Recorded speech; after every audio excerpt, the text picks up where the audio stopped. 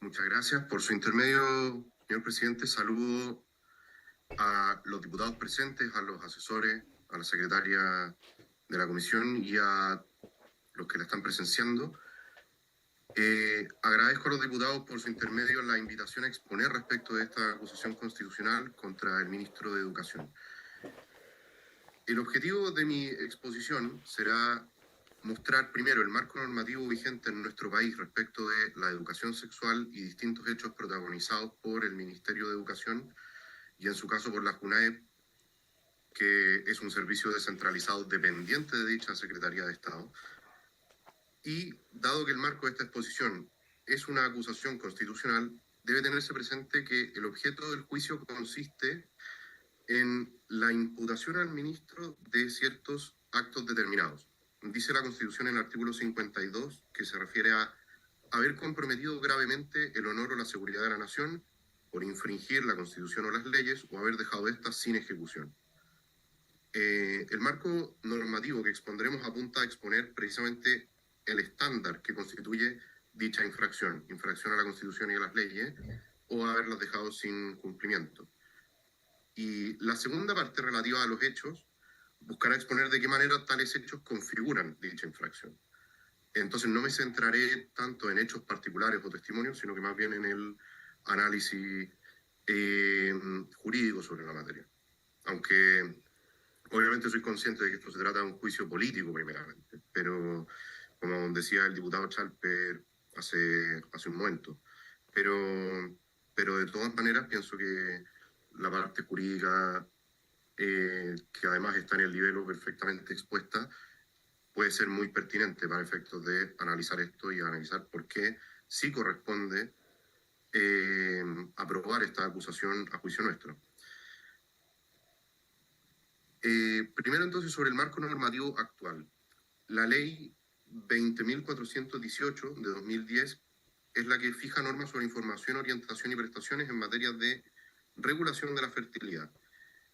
Y es allí donde se trata hoy en Chile la educación sexual. La educación sexual que existe hoy en Chile se enmarca dentro de esta ley que incorpora otras materias, no solamente educación sexual, y respecto de la educación sexual fija un marco muy preciso de aplicación en la materia, y el cual en todo caso salvaguarda claramente los derechos de los establecimientos educacionales y de los padres. Derecho, digamos, a la libertad de enseñanza, al ideario de los establecimientos educacionales, al proyecto educativo, y también el derecho preferente y deber de los padres de educar a sus hijos.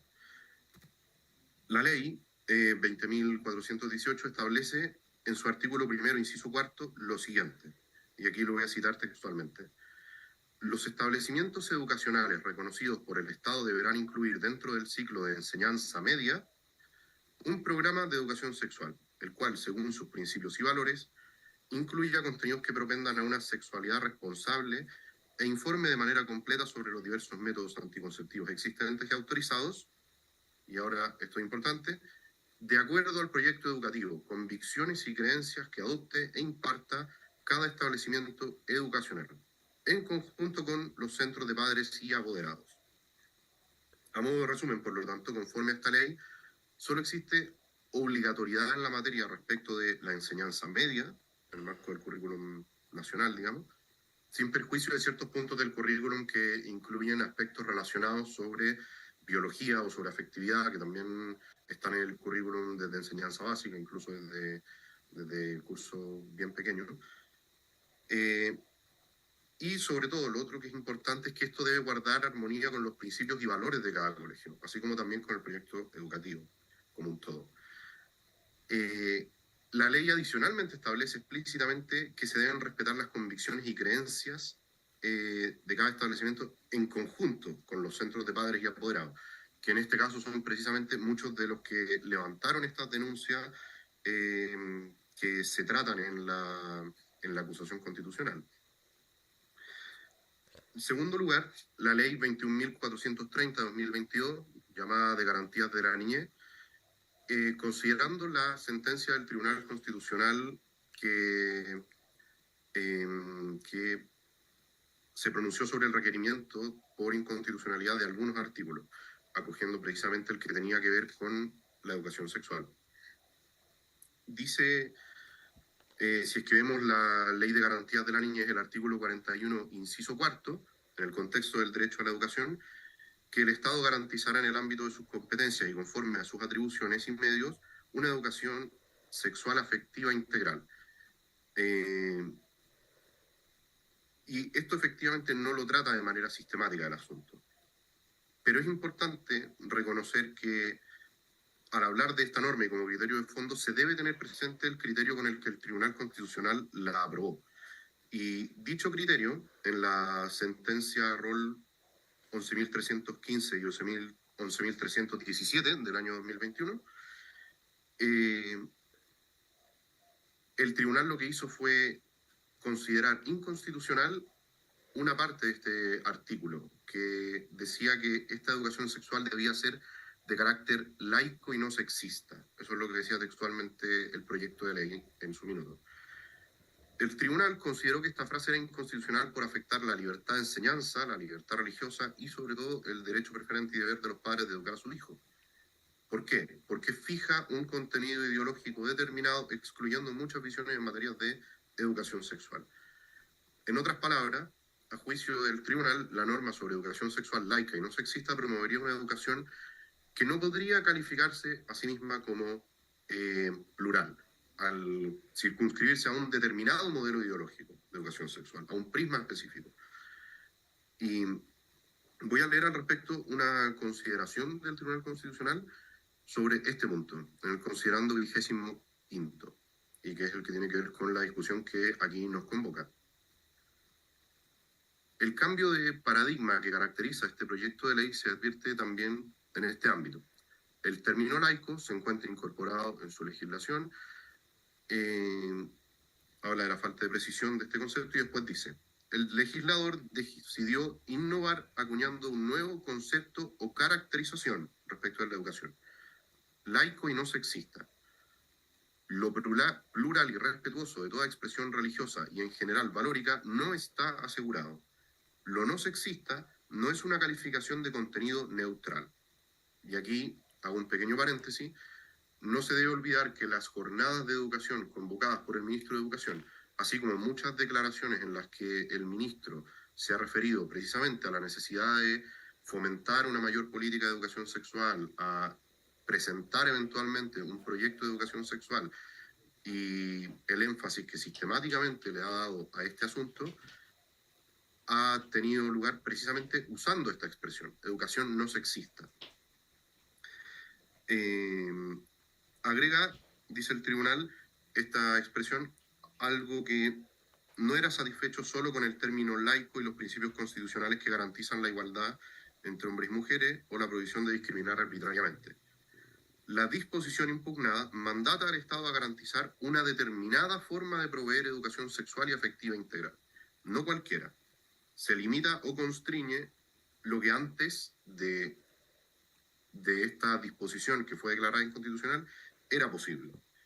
Los establecimientos de educación que los padres elijan para sus hijos de acuerdo a su cosmovisión valórica y religiosa deben ahora perfilarse hacia un tipo de educación. Esto es lo que decía el Tribunal Constitucional.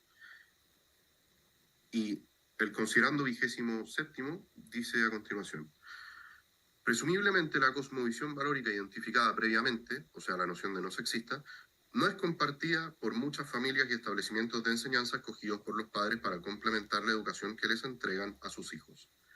Y esto es muy importante porque el establecimiento educacional y la tarea del Estado en esta materia, en el marco constitucional vigente, consiste en una mera labor de auxilio al derecho de los padres que es preferente, en conformidad con lo que establece la Constitución en el artículo 19, número 12, inciso segundo. No está en discusión el que la educación sexual y afectiva que se imparta pueda tener dicho tipo de orientación eventualmente, dice el Tribunal Constitucional. Lo que es constitucionalmente reprochable es la exclusión de otras dimensiones valóricas en la materia. Esto respecto del punto de la, específicamente, libertad de enseñanza. Y luego dice más adelante, el contenido constitucional de la libertad religiosa en lo pertinente a este caso es bien capturado por el artículo 6º, letra D, de la ley 19.638, que asegura la libertad religiosa y de culto con la correspondiente autonomía e inmunidad de coacción.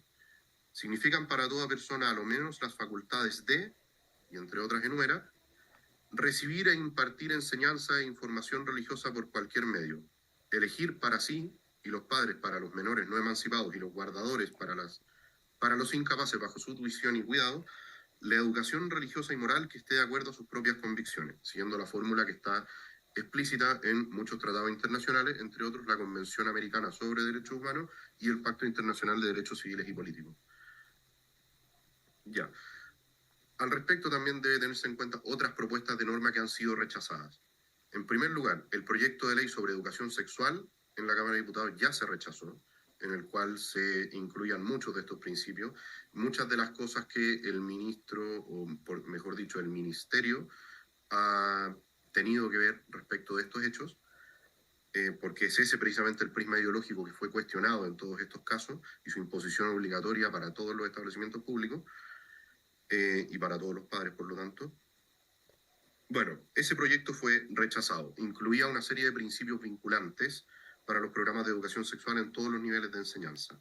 Uno de esos era el carácter laico, lo que deja fuera toda consideración religiosa o moral sobre la sexualidad, y por otra parte también otros principios sobre una manera específica de ver la sexualidad, que es en realidad la que es conforme con la visión posterior a la revolución sexual, podríamos decir, una visión principalmente hedonista, una visión muy centrada en el enfoque en el placer, muy individualista y en general sin ninguna consideración trascendente, consideración de bien común o consideración de la familia, consideración antropológica, filosófica distinta, más, y en general las que son compatibles con muchos proyectos de índole religioso que también pueden tener una educación sexual conforme con sus propias convicciones, pero no de esta manera. Bueno, ese proyecto se rechazó. Igualmente debe mencionarse que también se rechazó el proyecto de la Convención Constitucional, el proyecto de Constitución rechazado el 4 de septiembre, incluía una educación sexual con enfoque en el placer, además de otras cosas. El proyecto de convención consideró la educación sexual como un derecho fundamental de toda persona, con enfoque en el placer y en teorías de género, con el encaminado al disfrute pleno y libre de la sexualidad, con reconocimiento de las diversas identidades y expresiones de género y sexualidad, entre otras expresiones parecidas que revelan una línea de pensamiento determinada. Respecto de los hechos, entonces, ya habiendo finalizado con este marco jurídico, los hechos. Las Jornadas Nacionales de Educación no sexista. A partir de abril de 2022 se realizó una primera jornada nacional sobre este tema. Su objetivo fue abrir un espacio de diálogo, de encuentro, para iniciar un proceso de sensibilización y transformación de las prácticas sexistas con la comunidad educativa. O sea, de nuevo, este prisma ideológico determinado, buscando restaurar confianzas y etcétera. Ahí enumera cosas más largas. En algunos de estos documentos cabe señalar que se incluían principios como el derecho a disentir o la voluntariedad y se involucró estudiantes que no eran solo de enseñanza media, que es lo que actualmente por ley se establece respecto de la obligatoriedad de la educación sexual. Se incluyeron estudiantes desde séptimo básico en esa jornada, entre otros integrantes de comunidades educativas. Y a partir de octubre de 2022 se realizó una segunda jornada de educación no sexista, cuyo título era Nuestras voces hacen la ley, debido a que uno de sus objetivos era precisamente servir de insumo para la elaboración de un proyecto de ley futuro, que el ministro ha mencionado en múltiples ocasiones a la prensa. Y esta jornada se diferenció de la anterior porque involucró a estudiantes desde el nivel medio mayor de la educación parvularia hasta cuarto medio. O sea, en este caso ya claramente el precepto legal de la obligatoriedad, bueno, aquí se ve afectado si es que se promueve esa participación sin el consentimiento de los padres, que eso es el punto esencial. Se distribuyeron los cuadernos de JUNAEP también, que ese es el hecho quizás que causó más escándalo en la opinión pública. A partir de marzo de 2023, tomamos conocimiento de distintas denuncias efectuadas en redes sociales a través de distintos padres. Probablemente la expositora siguiente, que tengo entendido que será Ingrid Bond, podrá contar algún testimonio sobre este tema, porque le llegaron muchos casos al respecto. En relación con la distribución de cuadernos, marca Colón por parte de CUNAEP. En una de las páginas iniciales de dichos materiales existe un instructivo sobre cómo avanzar hacia comunidades no sexistas. Se indican lugares en los que se implementa la educación no sexista, se incluyen acrónimos como LGBTQIA+, y definiciones de distintos conceptos, esto entendiendo que es para todas las edades, insisto, de establecimientos educacionales: lesbiana, bisexual, queer, intersexual, gay, transexual, asexual y el signo más, que se utiliza, dice este mismo cuaderno, para englobar otras sexualidades, identidades y expresiones de género. Indagando sobre la materia, pudimos determinar que la distribución de estos cuadernos se realizó en el marco del programa de útiles escolares, el cual, de acuerdo a la página web de la JUNAEP, consiste en la entrega anual de un set de útiles escolares a estudiantes de todos los niveles matriculados en establecimientos públicos y particular subvencionados adscritos a la gratuidad. Y tiene por objetivo específico, según la JUNAEP, contribuir a la permanencia de las y los estudiantes en el sistema educacional, disminuyendo los gastos por concepto de compra de útiles escolares. Y ya con esto se puede concluir específicamente que la entrega dirigida a estudiantes matriculados en los establecimientos públicos y particulares subvencionados, adscritos a la gratuidad de este cuaderno, bueno, se encuentra en esto. Segundo, que esta entrega de estos cuadernos, que se puede concluir, se realiza según el nivel educacional y de acuerdo con las necesidades de cada grupo de estudiantes. Tercero, que el fin es contribuir a la permanencia de los estudiantes en el sistema escolar. Nada se dice respecto de estas tres cosas. Nada se dice sobre educación en sexualidad, ni mucho menos educación no sexista o todos estos acrónimos antes mencionados en el cuaderno. Este asunto tiene dos aristas, entonces. Una que es administrativa, de forma, y otra que es de fondo. Sobre la arista administrativa, cabe señalar que esta distribución de cuadernos Colón fue precedida por un proceso de licitación, con bases de licitación, un contrato de ejecución de este programa del año académico 2023, y eso delimita específicamente, las bases delimitan el contenido de los cuadernos, que se encontraría relacionado, dice específicamente, con el programa de obesidad de JUNAEP. No se menciona ningún concepto relacionado con educación sexual, ni educación no sexista, ni mucho menos con esta visión ideológica de la sexualidad. La resolución afecta número 23 del 15 de septiembre de 2021, que aprueba las bases administrativas técnicas anexo y que llama a licitación pública para la adquisición de artículos que componen los sets de programas útiles escolares del año 2022-2023. Al describir las características técnicas de este set de útiles escolares, señala precisamente este punto: la obesidad. Deben considerar la incorporación adicional de 4 hojas en las que se incorporará un material informativo que apoye el plan contra la obesidad liderado por nuestra institución. O sea, el punto es muy preciso. A eso se debía recibir. A eso se debía referir la entrega de estos cuadernos. Con posterioridad, la resolución afecta número 5 del 27 de enero de 2022, que aprueba el contrato de JUNAEP con proveedor de productos Torre, reitera en su cuarta cláusula este mismo punto. Se cortó. Hola, disculpa. Material informativo que apoya el plan contra la obesidad liderado por la institución. No sé si me escucha don Vicente, porque se cortó 30 segundos aproximadamente la conexión. Los últimos 30 segundos, por si acaso. Le quedan 3 minutos, don Vicente, por si acaso, para terminar la exposición.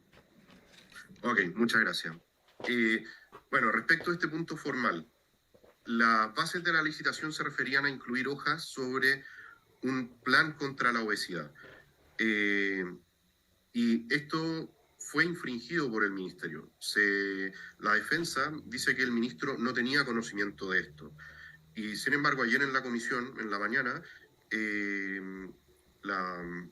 desde JUNAEP se señaló que sí hubo que ese cambio del cuaderno de obesidad a esta visión ideológica de la sexualidad se hizo en coordinación con el ministro de Educación.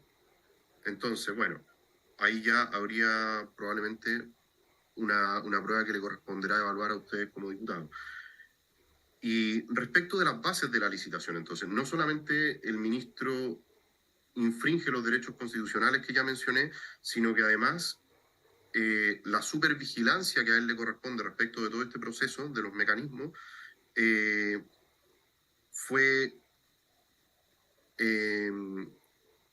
se realizó con infracción de ley también por el hecho de que el ministro se inmiscuyó específicamente, si es que efectivamente es real que el cambio de estos cuadernos se hizo en coordinación con el Ministerio de Educación y que esa sería la razón por la cual la CONAEP los habría cambiado. Y respecto del fondo del asunto, los denunciantes señalaron que no se les consultó previamente acerca de este cuaderno. Además de eso, en muchos establecimientos educacionales se señaló que estas jornadas iban a ser obligatorias, por ejemplo, y así con muchas otras cosas que se señalan en las llamadas orientaciones del Ministerio de Educación. Esto es muy problemático porque estos cuadernos se entregan a personas, familias, que tienen un escaso margen de elección de establecimiento educacional para sus hijos y por lo tanto, conforme con sus propias convicciones, por razones socioeconómicas, no pueden elegir. Y tienen también dificultades para acceder a útiles escolares y por lo tanto no les queda otra alternativa que acceder a los útiles provistos por el ministerio y sin embargo el ministerio aquí por lo tanto estaría imponiendo una visión determinada de la educación, específicamente de la educación sexual, a través de la entrega de útiles escolares.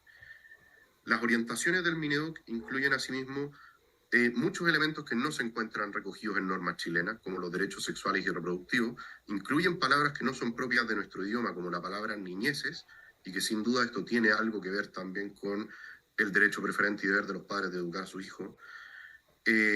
Y además señala como fundamento, como normas jurídicas, cosas que en realidad o bien no son normas o bien no son vinculantes para Chile. Tales como los principios de Yogyakarta, la resolución 2504, la 39-0-09 de Derechos Humanos de la Asamblea General de Naciones Unidas, o la Convención Interamericana contra toda forma de discriminación y tolerancia. Entonces, presidente, con esto termino. Como corporación podemos informar esto. Los hechos que hemos mencionado han causado una profunda y legítima preocupación en la sociedad civil, específicamente en los padres. Y si vemos estos hechos con detención, podremos concluir que en Chile se está intentando implementar un modelo ideológico y determinado de educación sexual, que dice ser neutro, pero que en realidad no considera las convicciones de cada familia, de cada grupo de padres.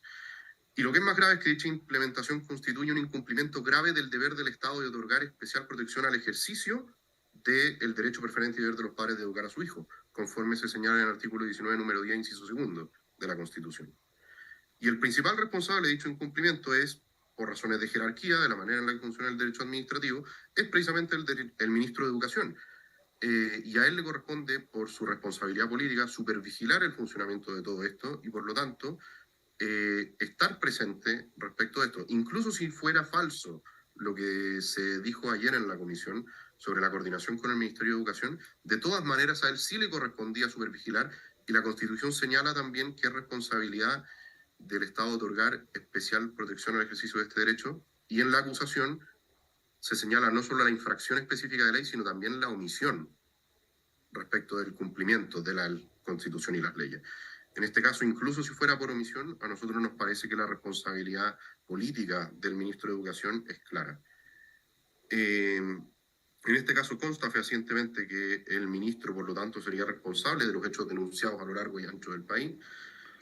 Mediante una política pública el gobierno ha buscado imponer de manera sistemática, con una visión ideológica determinada, con exclusión de otras perspectivas, y dicha imposición, nos parece a nosotros, merece al menos una sanción política, como es el caso de la que se pretende en la acusación constitucional que aquí está en estudio. Estamos en el tiempo, don Vicente. Muy bien, gracias. muy bien. Gracias, don Vicente. Le cedo la palabra a la diputada Navellán, que tiene una consulta. No sé si el diputado Becker tendrá alguna consulta, pero por el momento la diputada Navellán. Gracias, presidente. Voy a correr más para acá porque este micrófono está muy lejos. ¿Cómo está Vicente? Mire, lo siguiente, a su juicio, ¿ha existido una extralimitación de las funciones del ministro? Segundo lugar, ¿existe una vulneración directa al derecho preferente de los padres a educar a sus hijos por parte del ministro en cuanto a lo declarado en medios de prensa y más aún en las orientaciones y otros documentos fomentados por el ministerio? Y tercer lugar, si los padres no son informados de actividades escolares referentes a educación sexual explícitas para menores de 7 años, o si se oponen y aún así el colegio las realiza diciendo que son obligatorias, ¿se está vulnerando lo que señala la Constitución? Muchas gracias. Gracias, diputada Navillán. Diputado Becker, no sé, le ofrezco la palabra. Sí, muchas gracias, presidente. Agradecer la exposición del señor don Vicente Hergous.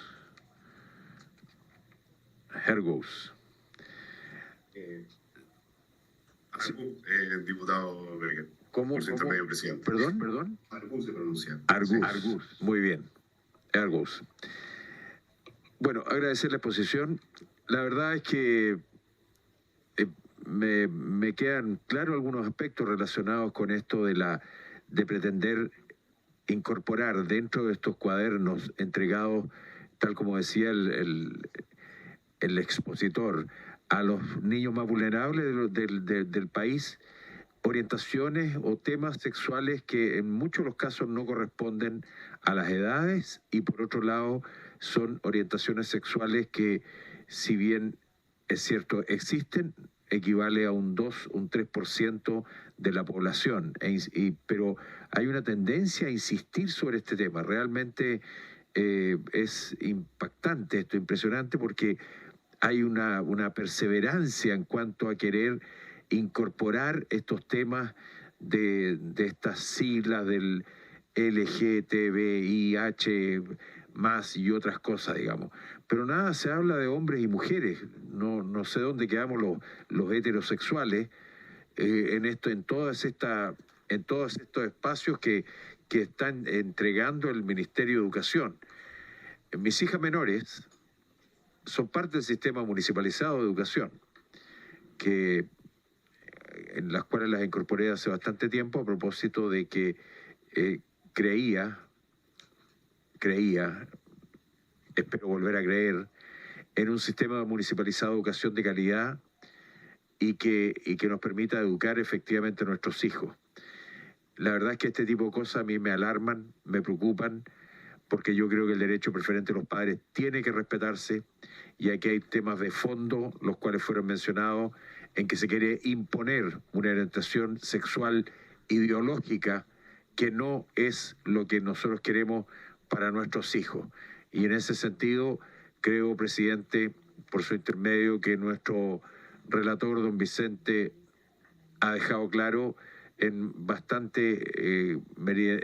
claramente expresado el hecho de que aquí hay un intento de una intervención ideológica y que no tiene que ver con educación sexual, porque si fuera por educación sexual, en ninguna parte de estos cuadernos aparece el hecho de que para la reproducción se requieren un hombre y una mujer y no dos personas de un mismo sexo u otras cosas de ese tipo. Así que solamente agradecer la exposición, me clarifica varios puntos en relación a lo que se ha estado discutiendo, y yo espero que también estos argumentos queden establecidos en nuestra presentación. Muchas gracias, presidente. Gracias, diputado Becker. Le ofrezco la palabra a don Vicente para los efectos de responder las consultas que se le han formulado.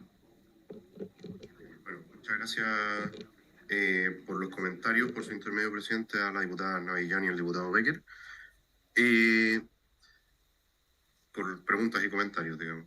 Respecto de lo que decía la diputada Navillán, para ser bien en concreto, sobre la extralimitación del ministro, a mí me parece que si bien no es la infracción más grave de esta acusación constitucional, sí hubo extralimitación concretamente respecto de su facultad de supervigilancia de los mecanismos de licitación, eso es claro.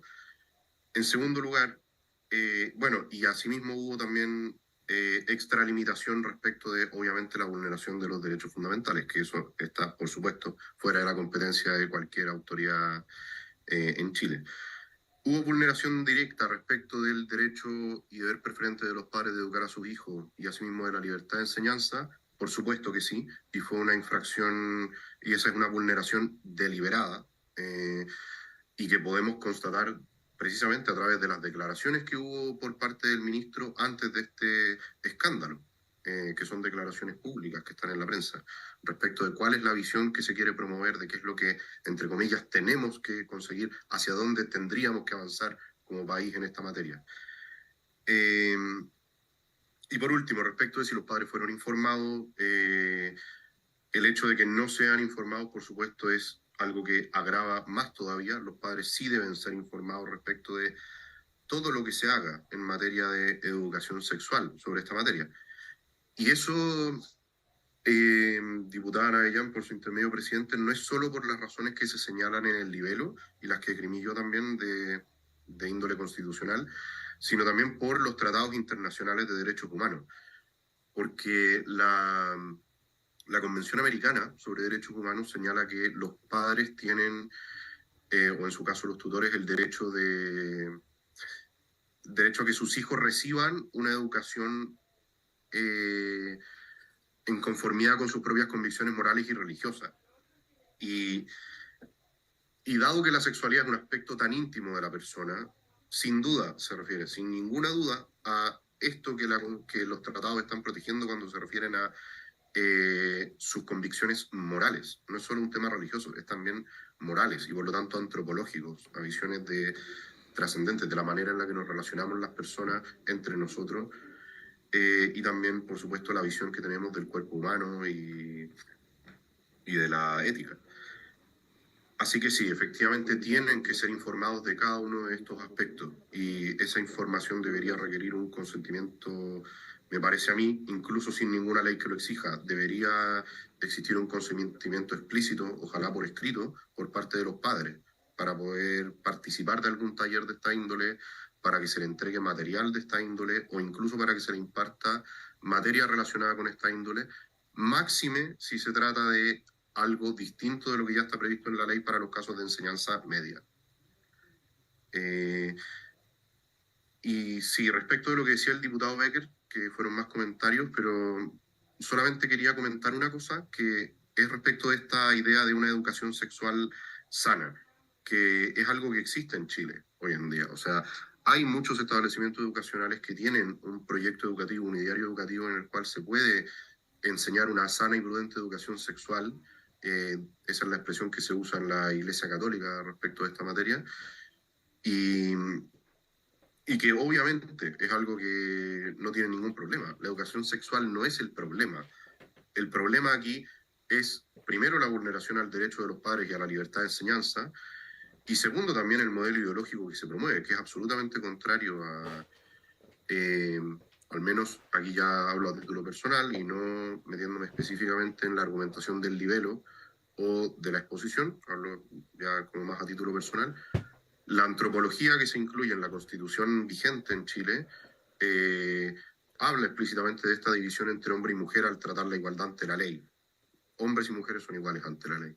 Habla de naturaleza humana, habla de un orden natural de la naturaleza humana, habla de los derechos naturales, los derechos que emanan de la naturaleza humana, dice la Constitución. Entonces se reconoce por ese lado la ley natural. Bueno, a mí me parece que desde ese punto de vista todo esto es algo que sería claramente contrario, aunque ese punto sé que va a ser polémico y que probablemente hay mucho desacuerdo al respecto, pero sí, por supuesto que puede haber una buena educación sexual. Y el problema es que aquí no solo está haciendo una mala educación sexual, sino que además se está haciendo con infracción de ley, con infracción de las licitaciones que debían realizarse, con infracción del deber de supervigilancia del ministro. O sea, aquí me parece que la infracción, el cumplimiento fue gravísimo y claramente se configura la causal para la acusación y que ni siquiera se tiene que configurar porque es un juicio político. Entonces, además es algo que lo tienen que ver los diputados en conformidad solamente con la responsabilidad política del ministro. Y a mí me parece que el escándalo que hubo público ya es suficiente para configurar esa causal.